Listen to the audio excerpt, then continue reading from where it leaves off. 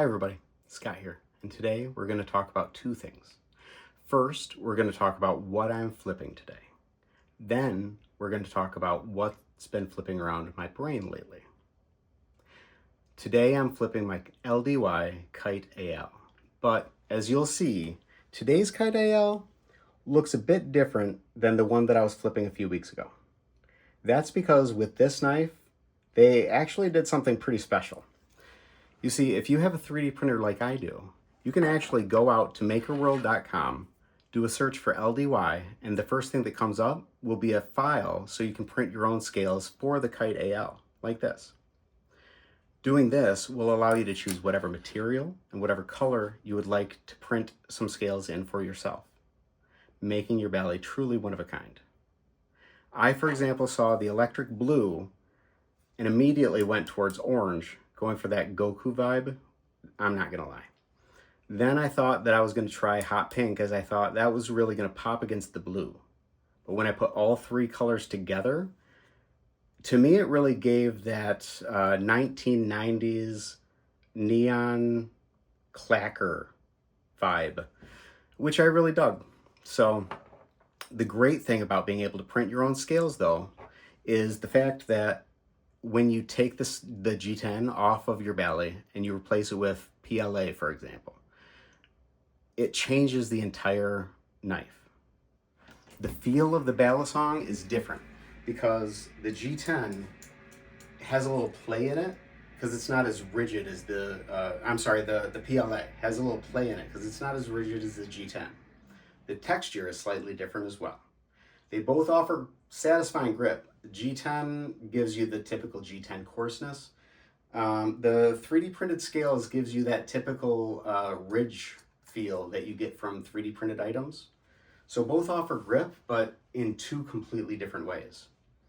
Additionally, there's the sound.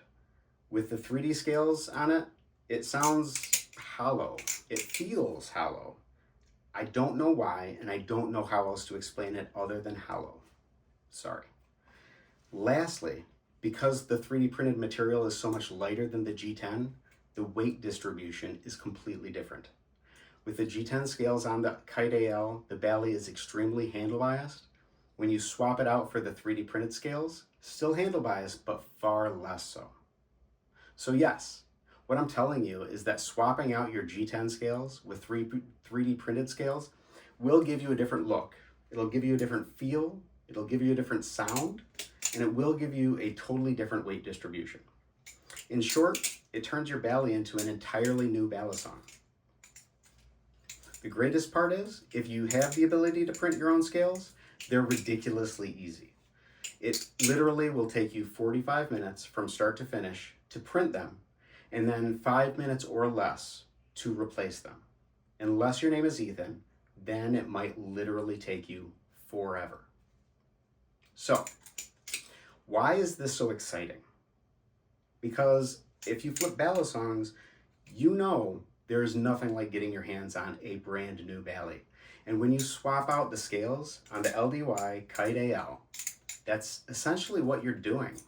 Is you're giving yourself a brand new balisong experience that is unlike what you were just holding on to 5 minutes earlier. Rollovers, different. They feel hollow. The fanning, different. It's a lot slower. Everything, totally different. Different can be uncomfortable though, because different is different. It's not what we're used to. It's not what we know. It's not what makes us feel comfortable. And that's really what I'm talking about today. Something that we all deal with. It's that weird, awkward, uncomfortable space that we hit when we try something new. You know, leaving our comfort zone. That cozy little emotional blanket fort where everything feels familiar, everything feels safe, and absolutely nothing changes. The comfort zone is great when you need a break.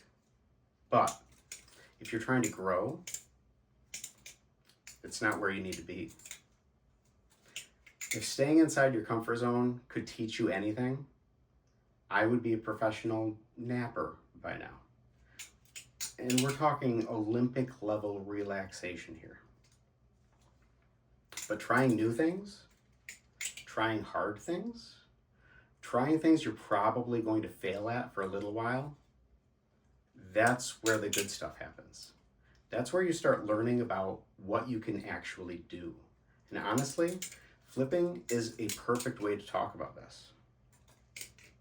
I am fairly confident that in the history of balisong flipping, no one has ever picked up a balisong for the first time and said, I appear to have been born with this skill. Stand back while I flawlessly execute advanced combos. Nope. We all started in that uncomfortable space where nothing made sense and the knife felt like a wildly confused mechanical fish. Every new trick, every weird combo, every time you try something that your hands have absolutely no idea how to do, that's stepping outside your comfort zone. And yeah, it feels weird. It feels clumsy.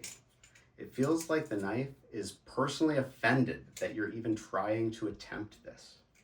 But here's the cool part. When you try something new, that's when you learn what you're made of. You learn how patient you are. You learn how much frustration you can handle. You learn whether you laugh at your mess ups or go straight into an emotionally supportive eating coma. Trying something new that challenges you doesn't just teach you a new skill. It teaches you how you respond to difficult situations. It shows you your habits, your strengths, and the stuff that you might need to work on. There's no better mirror for your personality than trying something new. And look, we all know that the awkward phase exists. Every skill has one. Flipping definitely has one. That phase where your hand keeps doing the wrong thing, that phase where gravity seems unusually aggressive, that phase where you're dropping the knife every 10 seconds and you're like, wow, okay, I guess we're doing this today. But the thing is, awkward is good. Awkward means you're learning. Awkward means your brain is building new pathways. It means that you're in territory where growth actually happens. Your comfort zone never feels awkward, but it never feels rewarding either. When you try stuff outside of your comfort zone, you gain two important things. First, you get better at what you're trying, eventually. Not immediately, not magically, but step by step, bit by bit, you improve. Second, you build confidence from seeing yourself struggle but not quitting. That might be the most important part. When you learn something you used to think you couldn't do, you start looking at other challenges differently. You realize, hey, maybe I'm actually capable of doing more than I thought. That's the real reward. The skill, that's cool. But the confidence, that sticks with you everywhere. So, if you've been thinking about trying something new, whether it be flipping, a new hobby, a new habit, a new combo, use this as your little nudge. Go and do the thing. Try it, even if you know you're going to struggle. That struggle is part of the process. It's supposed to feel weird. It's supposed to feel shaky. If it doesn't, you're not pushing yourself. And remember, you don't have to be good at something to enjoy it. You just have to be willing to look a little goofy for a while. Which, by the way, flipping will absolutely help you practice. So, that's today's thought while I'm here flipping. Go outside your comfort zone. Try the thing you've been avoiding. Give yourself permission to be new at something, to be messy at something, to learn something from scratch. You might discover something incredible about yourself in the process. And even if you don't, at least you got to give it a go. Have a good laugh. Practice along the way. Thanks for hanging out with me today. Take care of yourselves. Stay kind, stay curious, stay patient. I'll see you in the next one. Love you.